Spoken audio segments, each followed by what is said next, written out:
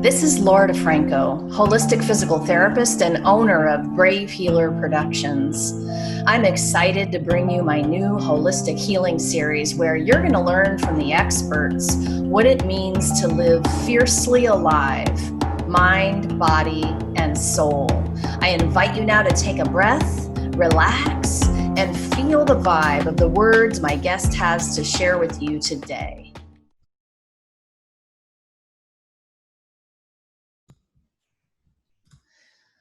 Welcome, everybody, to the Brave Healing Podcast. Oh my goodness, I'm excited to have Kelly Meyerson with me here today. I've been thinking a lot about parents and taking care of yourself when your kids are home during this pandemic, lockdown, and your whole world has been blown apart, the world that you were already multitasking and trying to survive, right? So I have one of the goddesses of radical self-care here with me today to help you guys.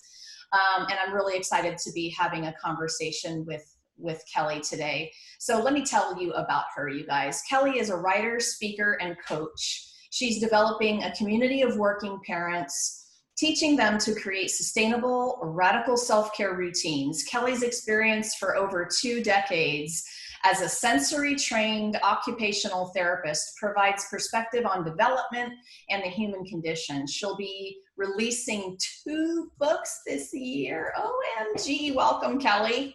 Thank you. Thanks for having me. So not just 1 book, but 2. You had to go for 2 at once, huh?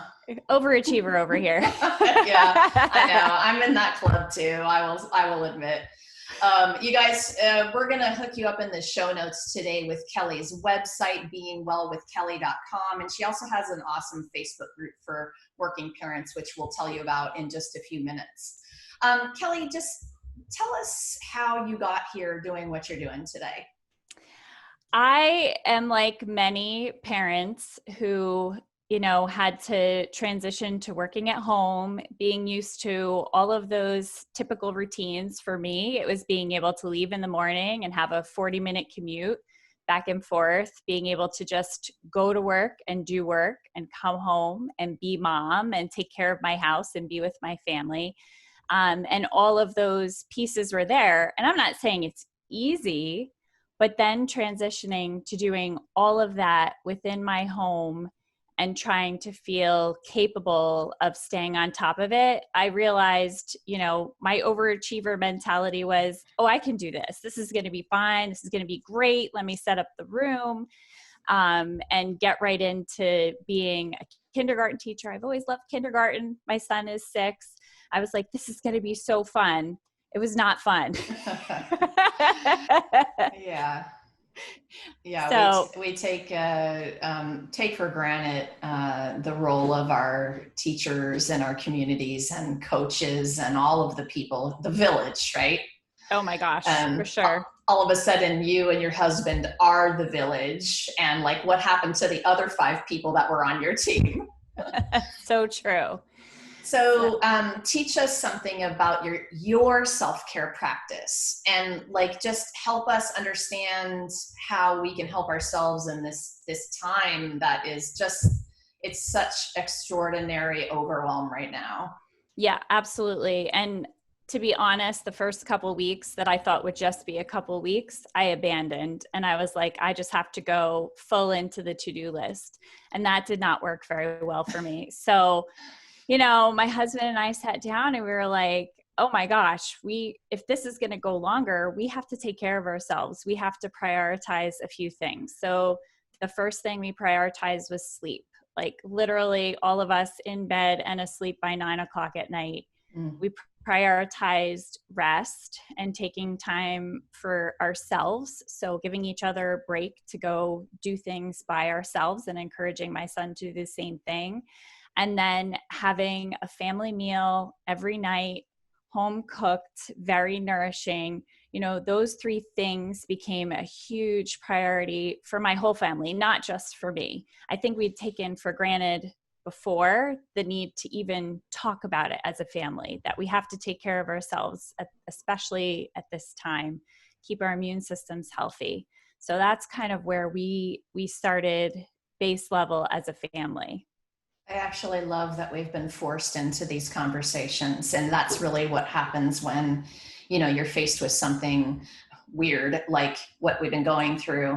And I see that all around. Oh man, do I resonate with your mealtime? That's been one of the biggest gifts of this pandemic for me, is coming back to that mealtime and having enough time for it, first of all, but then also creating it together, that time making it together, and then sitting down, which is also just feels like a gift to be able to have those conversations. It was amazing to me how far I had gotten away from doing that. Mm-hmm. What a bummer, right? So we can't look back in that regret sort of way. We can only just sort of deal with the gift we have now. But yeah, I hear you about the mealtime.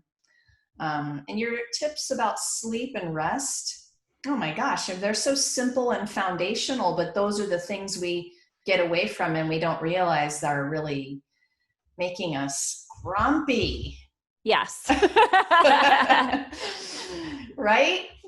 Yeah. Put on your positive pants, put away your grumpy pants. Yeah. Sleep is an essential life element. We can't take it for granted. And we do. And listen, I love coffee like the next person, but I love it even more enjoying it for itself, not because it's going to keep me motivated and moving and going.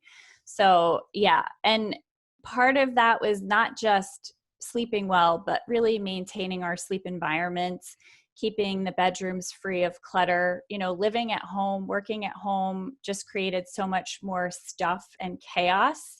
And I realized quickly I needed to engage all of us in keeping our spaces clear and clean and organized. And believe me, this is like an ongoing challenge for me. And I have my to-do list on the fridge of the areas to declutter and environments to make more inviting and special for us so that we have possibility available to us and not just stuff. Yeah, I do know. You're making me think of something kind of interesting. For those of us who were working outside the home, we could leave the house in its cluttered, chaotic state, if that were the case, and escape it and move into our work environment. Who knows what the work environments were looking like either, but somehow that felt like, and it does right now in this conversation, an escape. And so here we are locked in a box and in our own mess that we made without any real routines. If you weren't particularly good at that before, that's a problem. Yeah. Right? It's an energy problem. Like, talk to me about that. Yeah. I mean, energetically, how does it feel to walk into the room and see, dishes and toys and, everything scattered? We just figured out, okay, now the first thing we need to do is every space has to have a purpose. And we recognize, number one, the kitchen needs to be available to cook. So that's got to be clear. And then we were finding the evenings became our time after dinner to just decompress and chill on the couch together. So we wanted the living room to feel inviting. We had a big play space for my son in the basement, which, how much time do you really spend there when they're in school and aftercare and all their activities? So it was no big deal to go down there and play, but we were finding he didn't really want to go down there and play, and he didn't want to go by himself. So we took our guest room, and obviously we're not having any guests, and transitioned that to a play space for him where all the toys could be, and he could create forts and chaos, and we could close the door and leave it there. But, my office, my husband's workspace, our living room, our bedrooms, all of those spaces are so much more clutter-free. So it feels like we have a lot more space to live in than we actually do. Yes, you guys, are you hearing this? So sacred spaces, like our spaces are sacred, but are we really treating them that way? This is such a great idea. I love your playroom idea. And I'm totally getting that, because a lot of homes have that big basement playroom. And when you went house shopping, you were like looking for that for if you knew you were going to have kids, or if you had kids already, and you thought it was going to be the best, most awesome thing until your kids wanted nothing to do with going down there. And you were dreaming up the rec room with the ping pong table as they got older, and you were, And really all they really want is to be up in the sacred spaces with you, or having a special place, but not being banished to another place in the home, right? Think about that feel and energy. I love that idea. I hope people take that into consideration. And I was just thinking, it's the adults that need to get banished to the basement for their alone time. So make a gym down there, make an exercise room, make a meditation corner where you, the mom or dad, can go down and be by yourself, I got Yeah. mine right there. Yeah, Yes, it's so totally. important. It's so important. So I know that you love what you do. What turns you on the most about this thing you're doing right now, this mission you have helping working parents? I mean, I think the biggest piece for me is I was passionate about working moms and self-care, before any of this occurred. I was already writing about it, thinking about it, talking about it, having lunchroom discussions with my working mom friends at work. So this, I feel like, it's not that we're being condemned to work in our homes and be with our children 24 hours. I think this is an awakening.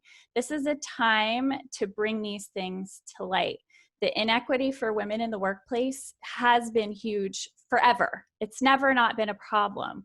And especially for working moms coming back to work, there are so many laws in place to support women coming back to work, but a workplace may not support those laws. So they have to give you a place to pump so that you can continue to breastfeed your baby when you go back after 3 months. But that might be a closet. It might be a workroom.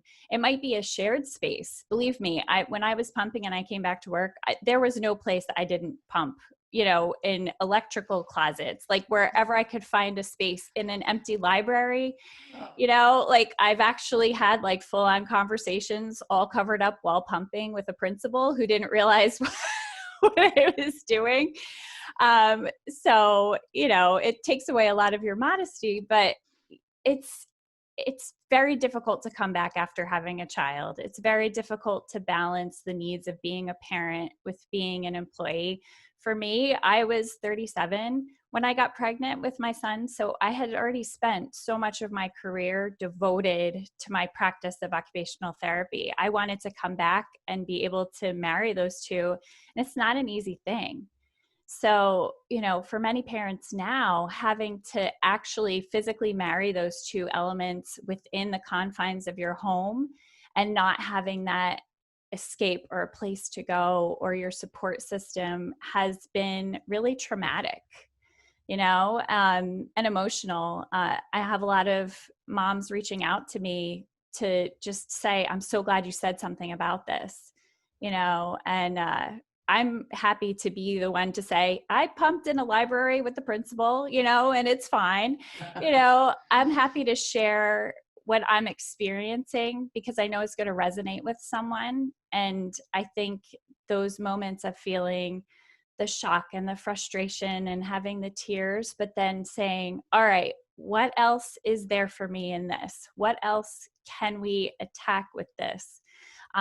And so I feel like I'm actually arming moms, working moms, with this knowledge, with self-care practice to go to war on these systems that are in place that are not working.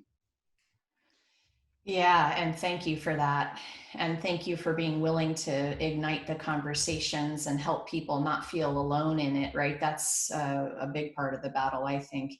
You wrote something that turns me on. You said, doing isn't hard, deciding is. And I love this for so many reasons. Talk to me about making those tough decisions. Yeah. So we can get into that decision-making fatigue where we're like, I don't know what to do. What should I do? Should I do this? It's not the actual doing it. So if you're someone who resists exercise, it's not the actual doing of the exercise. Maybe you spend 30 minutes doing jumping jacks and working out. It's the deciding and that mental piece where you keep spinning your wheels and you're not moving forward. So my husband and I just decided that this is an opportunity. this is, and he's a professional musician. He is obviously not performing music. He was touring the world with the Stylistics, and that just stopped as of the end of March. And so we have both looked at, okay, this is not what is reality for us anymore. So what else is possible? What else are we going to do? What opportunities exist? Who can we connect with? And so we decided it's time to seize opportunities. It's time to write that book. It's time to investigate how can we virtually connect with people. And so it wasn't the actual doing of all those things. It was just deciding that this is not us being condemned to our home. This is us being afforded a tremendous amount of opportunity, and we're taking it. Well, a lot of life in terms of living a successful one is your mindset practice, right? So share some other ways we can see practicing those opportunities and adopting the mindset we need to make this work right now. I think it's choosing to be open and to say, I believe that possibility exists out there for me. It's waking up with gratitude in your heart for what you do have. It's so easy to spin those wheels of, I can't do this, I don't want that. But we can wake up every morning and choose the day as a blessing. And we can choose to see it as opportunities are going to come my way. People and opportunities are going to cross my path that are going to change my life. And I'm literally telling myself these things, doing affirmations in the mirror, writing in a gratitude journal. They seem like very simple practices, but something magical happens when you commit and you continuously do them, and your mind takes over. Our minds love to solve problems, right? So we can kind of think of all these things, but if we get too stuck in thinking, we sort of go off someplace else. But choosing the way you want your mind to think, choosing to see the positive, to see possibility, versus choosing to let your mind go on autopilot and just pile you down with negativity. It's a choice. You wake up every morning and say, this is what I want my life to be. I think a foundational statement is, with awareness, you get that choice. And I was just sitting here thinking, okay, I'm going to challenge her with a question. If you are just in the mud pit of negativity, how do you spark the awareness? What would you say to someone who's just like grumpy about this? I'd say, tell me about your sleep. Yes, for sure. I'd say, most likely they would be reporting that it's really poor. So it's really poor. Yeah. Yes. Tell me about your sleep. Tell me about your stress. And you know what? I think it's totally fine to like verbalize and get out your frustrations. And I don't want people to put lip gloss on and pretend like everything is okay. I don't think that's a healthy approach either. What do they call that? Toxic positivity. I'm not for that. Yeah. Feel the feelings. As I was laying in bed last night and envisioning this conversation and thinking about how important it is, I felt the feelings of sadness. I miss my work friends. I mean, they're like my besties. They totally get me. They get our work. They get being a working mom. They get that phone call, your kid is sick, you got to leave, and I got to make up all your patients. So I felt those feelings and I cried, and I miss that life.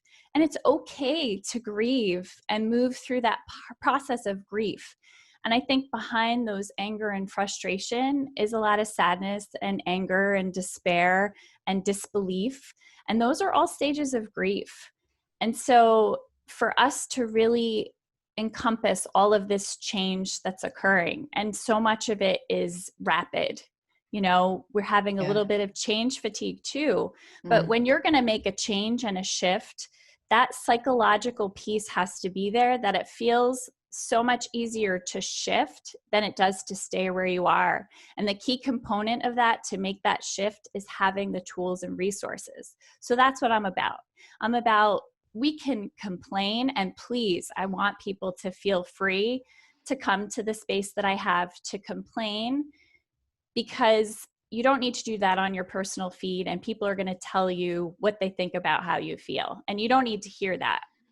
You know, you need to hear, yes, it is hard. Yes, it's very difficult. And for moms and dads who are thinking, I can't send my kid back to school, or I can't do virtual school, or I can't do AB days and half days. And, you know, they need to be able to express their sadness and frustration and feel heard, validated, acknowledged, and then be able to say, let's figure out how this is going to work.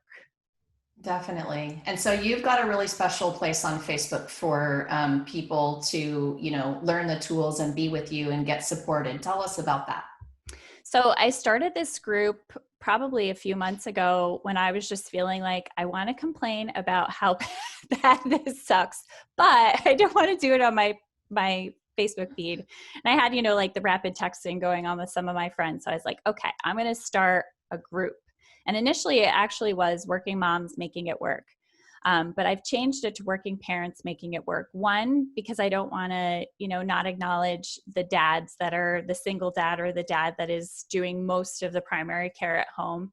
And I also want this to be an opportunity for us to see this not as like, moms don't have to figure all of this out because they gave birth to the child. This is, if you're in a 2-parent household, then both parents should be participating in the decision-making, in all of the things that make the house run.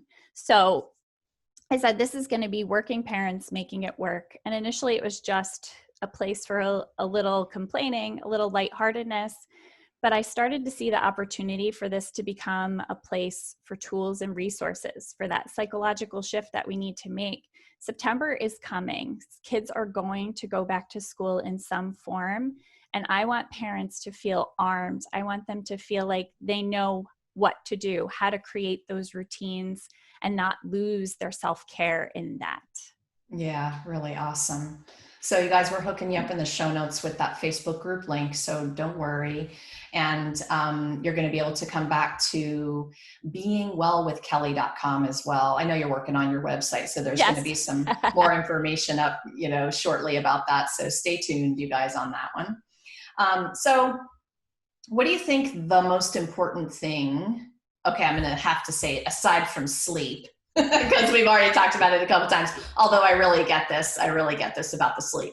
But what's the most important thing for the viewers to understand about their self-care and healing journey right now? I think it's so important to communicate what you need. And I think this is a problem for me because I didn't really need to. I could do my 40-minute commute and listen to my books on tape and things that kept me in the right state of mind. Yes. But being able to communicate, I really need my alone time. You know, I'm feeling frustrated. I'm feeling tired. I need to go to bed early. I'm so lucky. My husband is incredibly supportive. He lets me sleep a little bit longer and gives breakfast to my son. And you know, communicating exactly what you need and what you're feeling with your spouse and not taking that for granted, you know, that someone that you're with all the time, you think they would know what you're thinking. They don't. Right. You need to communicate that. And I think the other part of that is the communication that happens non-verbally to your children. To see like, mom is really creating these beautiful spaces in my home, and mom is saying, I got to take a break. I'm going to go take a bath. You know, mom is going to her yoga mat and she's meditating. We're modeling self-care practices without having to teach them per se and saying, this is how you take care of yourself.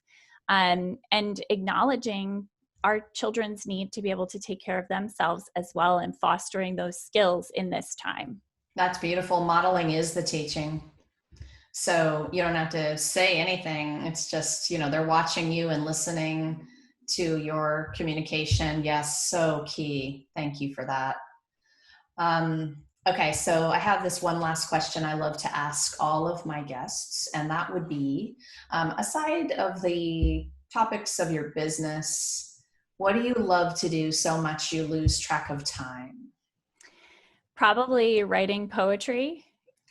Yeah. Yay, let's talk poetry. We have to do another show for that. So I'm in. I will talk about that all day long. Yeah, it's probably writing poetry. And as you know, I'm totally digging being able to share that with so many people. And that is one thing that quarantine has afforded us, connecting with networks that we wouldn't typically connect into. And that's been Yes. huge for me. And I feel like I had bottled my creativity a while ago, and I'm not sure exactly when it happened, but I uncapped the bottle, and like sometimes there's 6 poems flying at me and I have to just ferociously write them down. So I could spend hours just like letting the poetry come, and it's a healing process for me. That's actually one of the books that I'm in the process of writing.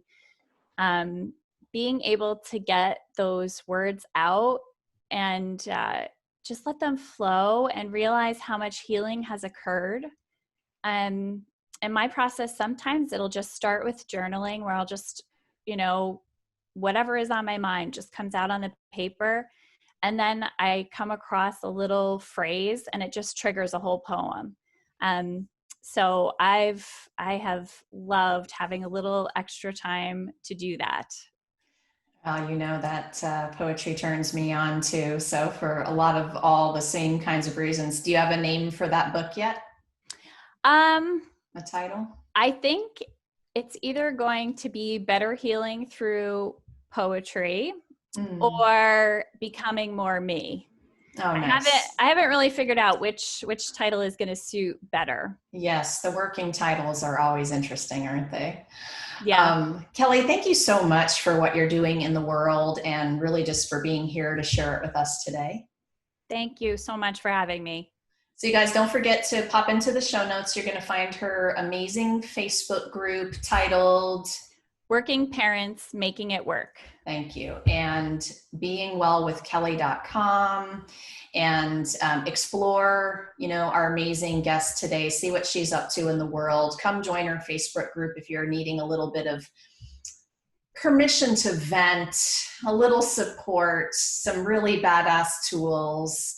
And we do this together, you guys. So Kelly, again, thank you for knowing that and building a community where people can really feel that kind of high vibe. Appreciate Awesome. that.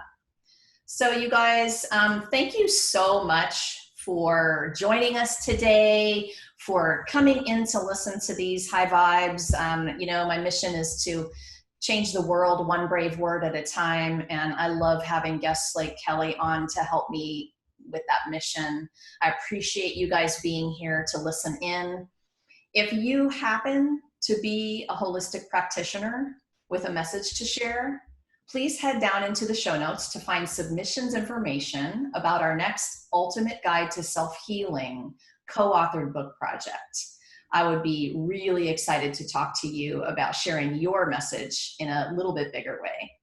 And lastly today, remember, your words will change the world when you're brave enough to share them. It's time to be brave, you guys. See you next time.